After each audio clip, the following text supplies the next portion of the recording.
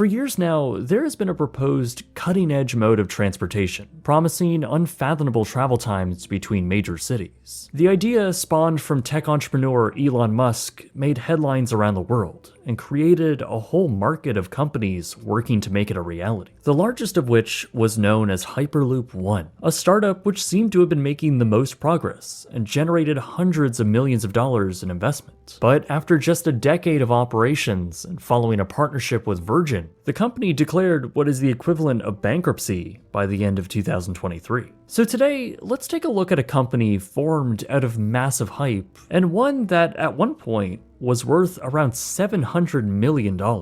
This is Virgin Hyperloop One. The concept for the Hyperloop really began all the way back in the early 20th century with engineer Robert H. Goddard and his idea called the vac train, a mode of transportation that would utilize a pressurized tube with low air density to travel at a high rate of speed. But even his idea was based on the concepts that had been developed and tested to a lesser extent through the mid to late 1800s. Through the decades later though, the vac train and pneumatic tubes in general were discussed in concepts for the future. Proposals would pop up through the years, notably in the 90s and early 2000s.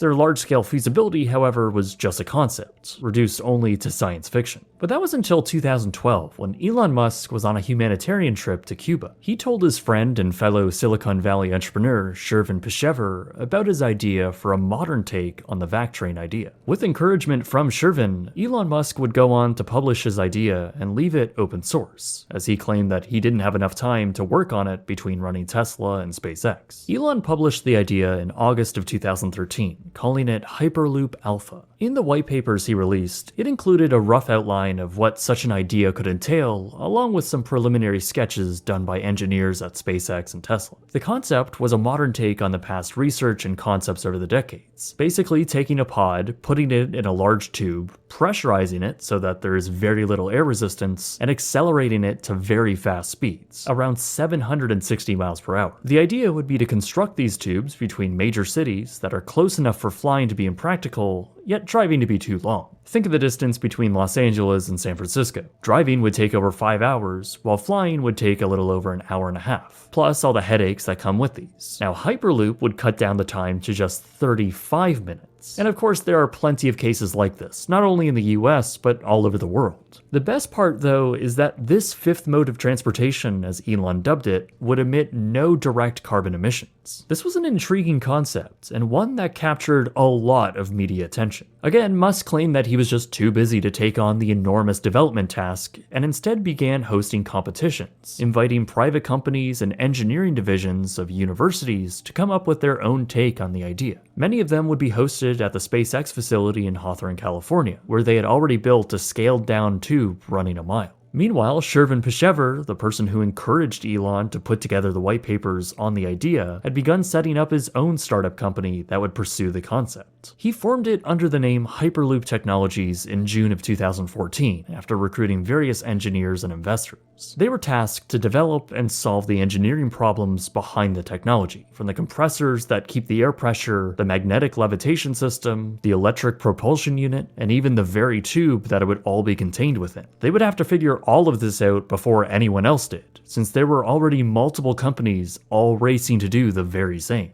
But this was a big deal, and there was a lot of hype around this concept. Major news outlets covered the developments being made, and Forbes even put Shervin Peshever on the cover of their March edition, calling Hyperloop the new space race. After multiple funding rounds and a high-profile CEO coming on board, the company opened a test facility in the Nevada desert. By early 2016, the company would showcase their electric propulsion unit on an open-air track, publicly displaying its speed capabilities as it reached over 110 miles per hour. They also changed their name by this point, now going by Hyperloop One. They promised rapid development progress, with tubes being assembled for a 1.5 kilometer test track. Even more funding was raised following this, tens of millions in fact, as well as a strategic partnership with massive engineering firms around the world. But there was also some trouble on the corporate side of the business. Co-founder Chevron Peshever took a leave of absence from the brand after he was accused of sexual misconduct by several women. A few months earlier, the company's other co-founder and chief technology officer, Brogan Bam Brogan, also left as he alleged the company and its executives cultivated a toxic work environment, which included labor violations, assault, and intentional infliction of emotional distress. He even claimed that after voicing opposition to other executives, a noose was left in his office. Okay. Regardless, some top executives were out, but the hype kept moving along. By summer of 2016, the company struck a deal with the Russian government for a Moscow Hyperloop. The United Arab Emirates also jumped in, investing around $50 million and initiating a feasibility study for a Hyperloop in Dubai. A slick promotional video was created for the project with a very ambitious opening date of 2020. By this point, those projections were being echoed within the company as well. Internal documents obtained and reviewed by Forbes in late 2016 stated that the company was expecting to have the first Hyperloop ready to move commercial freight by 2020 and crucially passengers in 2021. However, they also estimated the proposed California Hyperloop to well exceed what Elon Musk's original white paper's cost estimate would be. In it, Elon estimated that it would cost around $6 billion to build one from LA to Silicon Valley. However, internal Hyperloop One estimates put it closer between $9 and $13 billion. A significant increase. The company was clearly not concerned though, as they put the future potential market reach at over $4.7 trillion by 2020 and $9.3 trillion by 2040. They also expected profits to be extremely lucrative as well, with billions of dollars in profit after a long-term operational run. So they would certainly be making back the original high cost to build it. This confidence was palpable within the company, and excitement was running high as Hyperloop was still being deemed as the future of land-based travel. This ultimately attracted their largest investor yet, Richard Branson of the Virgin Group.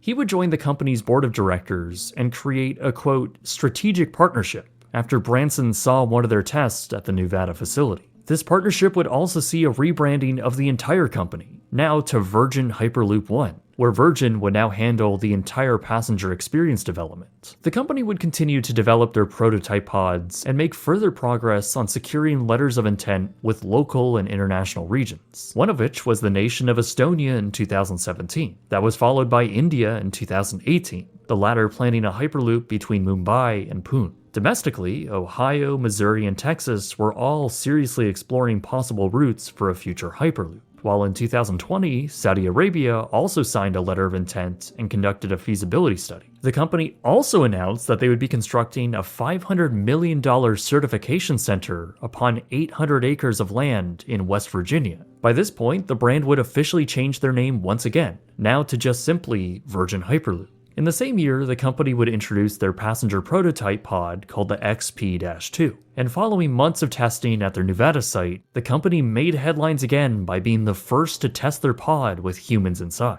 The two test pilots, the company's CTO and the director of passenger experience, were the ones chosen. Amongst a massive media presence, Virgin Hyperloop became the first to actually trial their technology with human passengers, touted as a massive achievement despite the test only reaching around 100 miles per hour. Far from the touted 600 to 700 miles per hour. But still, it was a test, and many saw it as one step closer to this whole vision of the future becoming a reality. A new goal for the company was set for 2025, the year they would hope to get certification and begin construction. Following this, many thought things would begin to accelerate even faster, both literally and figuratively. But despite some slick computer-generated promotional videos of the future, more tangible signs of development never seemed to have materialized. The company was quiet through 2021, the pandemic certainly hindering office work and testing. By this point, the company also switched up their design, now showcasing a top-mounted pod rather than a maglev one on the bottom. Despite raising almost $500 million in funding, Virgin Hyperloop was running out of money.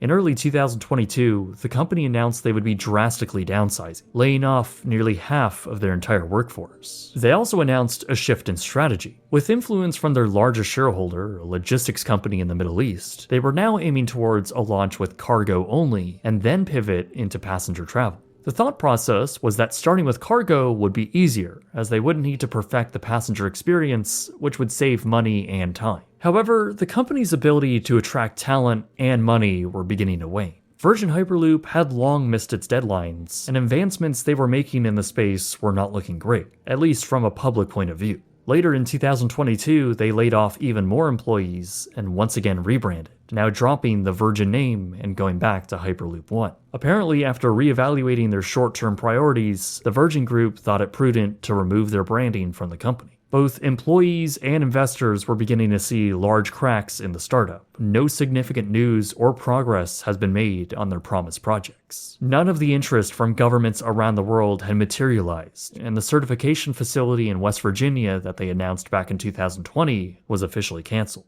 Publicly, the company was going through a restructuring, but there were obvious signs that there was no way they could survive for very long without further investment, especially since the company was basically making no money. Their time was up. On December 21st, 2023, Bloomberg reported that Hyperloop One would cease operations by the end of the year. While not officially filing for bankruptcy, they were essentially treating it as a Chapter 7, liquidating everything and dissolving the company for good. Much of their R&D and intellectual property would then revert to their largest shareholder, DP World, a logistics company based in Dubai. The rest of their physical presence, the test tracks, the offices, and the machinery, is all sort of up in the air. Much of it will be sold off into parts, possibly to other Hyperloop companies, but they too are strapped for cash and not looking great. Hyperloop was a weird phenomenon. It has been an idea that futurists have dreamed of for over a century, though it can never reach the broad appeal to actually make it happen. So it's pretty crazy that suddenly the world was entranced when Elon Musk published the idea via a few engineers. It spawned a whole sub-industry of startups all racing to build something that has been never done before at that scale. When the proposed budgets for all of these projects ballooned to billions of dollars more than what Elon Musk originally proposed it as, and when almost after a decade of work, all they had to show for it was a single human test that only reached 100 miles per hour, well, the dream was obviously fizzing out. Remember, that's all despite the company raising more than $450 million from their investors. But there was obviously a time where many genuinely thought there would be a Hyperloop open and operating by 2020. It seems as though everyone was boarding the hype train, just not a real train. To me, Hyperloop is very interesting and would be a game changer if it could exist. But even as someone who has a limited understanding of engineering and physics, I know there are a lot of significant, fundamental engineering and logistic hurdles that would need to be overcome for this thing to actually work. We don't really know how close they were to actually solving these problems, and there are still companies working on it today, albeit with much less funding than Hyperloop One. But those hurdles are pretty massive. From the challenge of keeping a large exposed tube constantly pressurized, keeping passengers safe in a pressurized environment at those immense speeds, and even making it economically viable. Building these monster infrastructure projects based on brand new technology that has never been proven before will cost tens of billions of dollars. All for small pods that only transport a handful of passengers at a time? It seems wildly impractical, especially when there are already other proven transportation methods like maglev and high-speed rail. They are proven and carry more passengers at high speeds. So it's kind of annoying that all this hype and money was invested in this, rather than the less flashy modes of transportation that actually work and exist. Until we live in a future where this technology makes sense in all aspects of its feasibility, I think in the end, perhaps people paid too much attention to the hype in Hyperloop.